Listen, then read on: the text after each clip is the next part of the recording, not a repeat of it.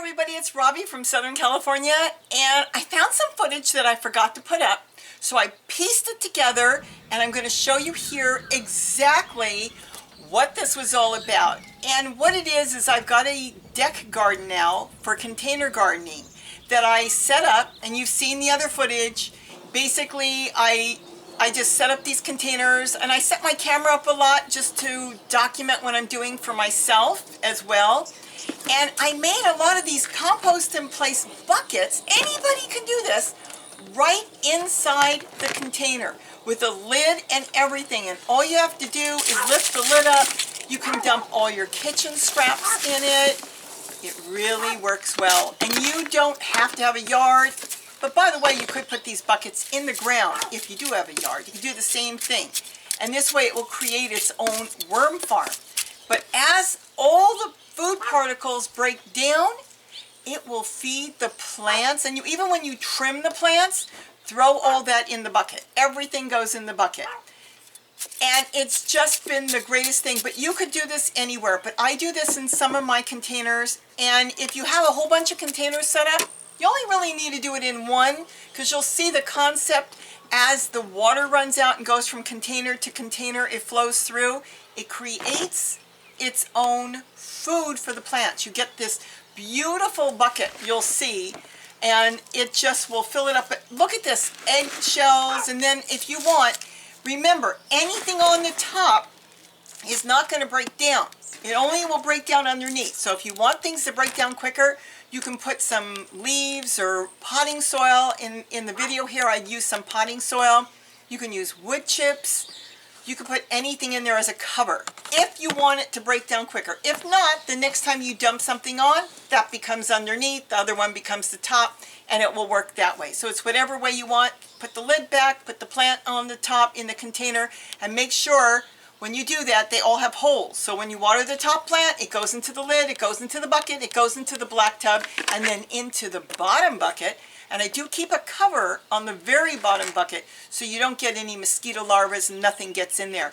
But all that water that leaches through everything and flows through, you don't throw that out. It's got everything from the worms, the microbes, anything left. I've been watering the plants with it, and the tomato plant next to it, as you can see, within like 2 weeks just shot up over 2 feet and just filled out.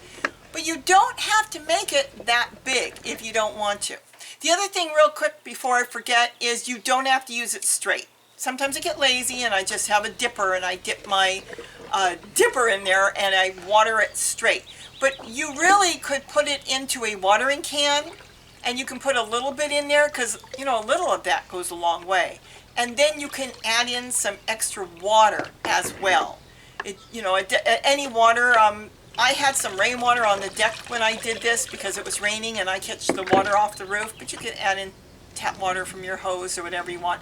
And then you water all your other plants. So you only have to make one of these compost in place containers if you've got multiple containers set up somewhere.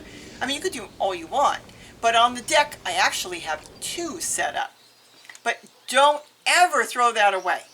I set up another one in another container, a black container you'll see here, with a blue container inside. And as you can see in the container, I put leaves and everything from my garden and even from the deck, but there wasn't that many leaves yet from the deck. So I collected all kinds of leaves and put that in the container to fill it up. It creates a lot of space in there, so you don't have all that emptiness to dump in a lot of potting mix or whatever. This way you've got something else in there that's going to break down underneath as it goes along.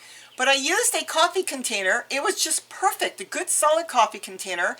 And I used my soldering iron, plugged it in outside. It kind of smells to use inside. If you're going to use it inside, put a paper mask on or something. And then you make holes all around the container. A lot of holes, because this is going to be where your microbes are going to live. You're going to dump some kitchen scraps, food scraps, any scraps you've got in there. You want to make sure that drains really well, because you can drown those little critters, and you don't want to do that. You want to make sure, hummingbirds are on the other feeder back there. You want to make sure that it drains really well. So put holes on the bottom and put holes all the way around where it's going to be sunk into the container. So this way, when the water goes in to whatever container you decide to use, you could use a bucket, whatever you've got, you want to make sure the water goes in there and goes out. And that is very important. Now that water that's coming out of that, you'll see, that's liquid gold. And that is fantastic to water your other plants with that do not have a compost in place bucket or anything. And it works so good. Oh my gosh, I can't believe how good it works. And it's easy. This is so easy. So you don't throw anything away out of your kitchen. Even if you go out to dinner and you come home, or I should say take out, and there's something you don't like, you dump that in there. And then whatever lid you decide to put on there, you do want a lid in so nothing gets in there, especially if it's on your patio. Just punch a bunch of holes in there too. You can use a hot knitting needle if you want, or you could drill holes, but I have found the soldering iron works fantastic for me. I didn't use the lid to the coffee container because it snapped on hard, and I wasn't going to go out there and fight with the lid to pull up. So I found another lid from another container I had. I think it was left over from a party or something. And I used that instead because it just sat on. And that's what I want. Something you could just drop on and lift off with 2 fingers. I don't want to be pulling once it's set, into the soil. You don't want to be pulling. So I use that lid. I don't even know where the lid came from, but it worked. It's snug on there, but at the same time, it lifts right off. And you're going to put a flower pot or something on top of that too. It will hold the lid on. Plus, when you water the flower pot, it will go in. The other thing is, when you're cleaning out your garden and you got seed heads from, let's say, collard or kale or anything growing, and you don't want to collect the seeds, that is wonderful to compost. Think of it as an egg. It's got all kinds of nutrients in it, and I used a lot of seed heads off my plants, and I composted that in there. And I know how good it is because I know it's growing in there right now. My zucchini took off in a matter of a week. The thing just exploded into big leaves. But what you want to do is kind of anchor it in there a little bit, get it where in the situation you want it. You don't want to put it all the way up against the side in case you want to set something on top of your little compost in place bucket. So I kind of moved it a little bit away from the side. And then here I started I had some wood chips that from Gary sifted for me. But if you don't have wood chips, you can just use potting soil. But I use sifted wood chips. And I believe I also use gopher sand. The gophers push out a lot of native soil sometimes, and I go collect that because it's so fine. I mean, they did all the work. They pushed it out, and it looks like just fine soil. You don't want to use too much, at least not here, because it's clay, and it will cake up. It's like clay. It will cake up your holes. But I do put a little bit in there because it's got minerals and stuff in it, rock dust in it, because they're pushing it up from underground. But you just put whatever you want in there. You could put grass clippings even at this point. But I also compost in place in the container when I first started. Might as well. It's open and it's going to be covered and it's going to break down immediately when you start putting it in there. Remember, this is cold composting. So whatever critters get in there, they're going to be in the main tub itself, the big black tub I'm using here. These containers you can get anywhere, Walmart, Target. You can get them at a Lowe's and Home Depot, anywhere. Most places have it. Even some grocery stores carry it, and I get them at the thrift stores on a good day for $1.99. On a bad day, well, they ask $10. I don't buy them. I've even found some people throwing them out because they lost their lids and they sit them on top of their trash cans and throw them out, and I've picked some of those up. But I compost and place in the whole tub when I first start a container. So I put it inside my new worm farm, and I also put it in the whole tub itself. And then I packed it with some more wood chips from the yard, and it's mixed in with a little bit of soil from, like I said, from the gophers or whatever. If you don't have gophers, just get some native soil. And then I used the cheapest potting mix I could find. I mean, my soil is going to be so rich with all that kitchen scraps in it. I don't need to buy an expensive one, but I kind of mixed it up a little bit. So I also got some Miracle-Gro. It was on sale, and I bought some Miracle-Gro. And that is going to go on the top because all that food matter I dumped in, or all those leaves, it needs to break down. It's going to break down super fast, but I still wanted to start growing in it now. I didn't want to wait. So I put in potting soil and I mixed it up. You don't have to. You can buy whatever potting soil you want. There's all different types. And you'll see here the container where the way I set it up, it's got a bucket on the bottom because it's going to catch whatever water comes through. Again, it's just like the big one. It's all going to be liquid gold.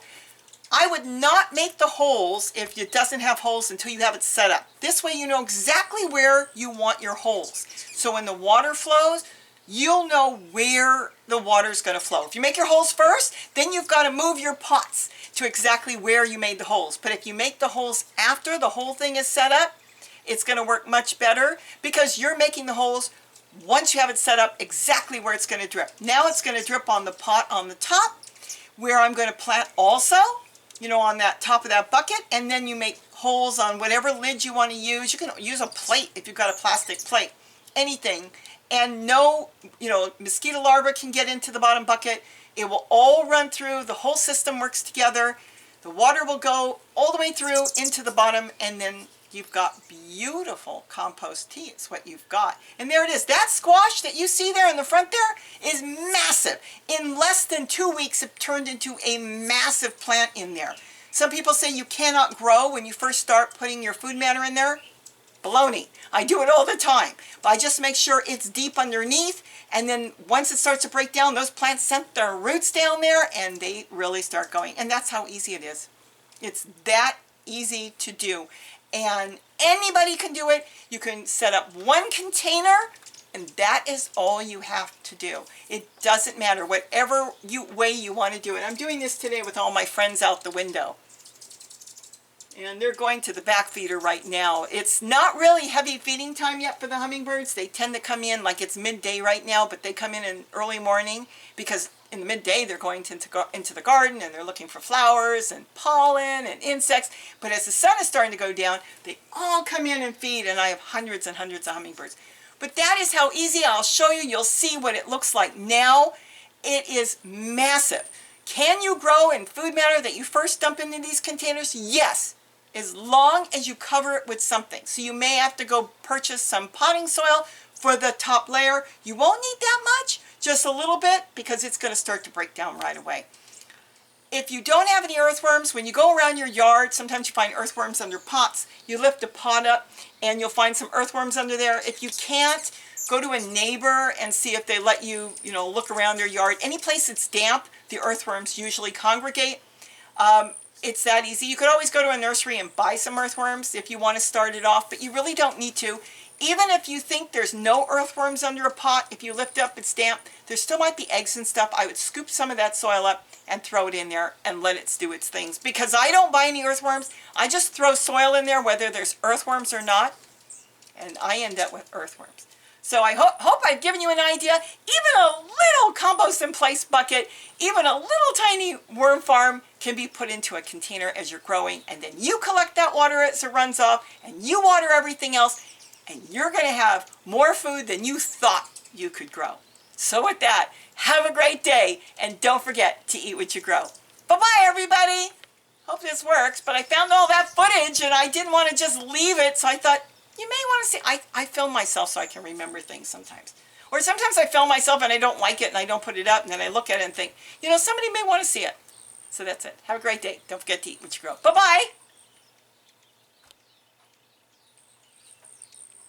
Am I scaring you with all the loud noise? I don't think they can see you.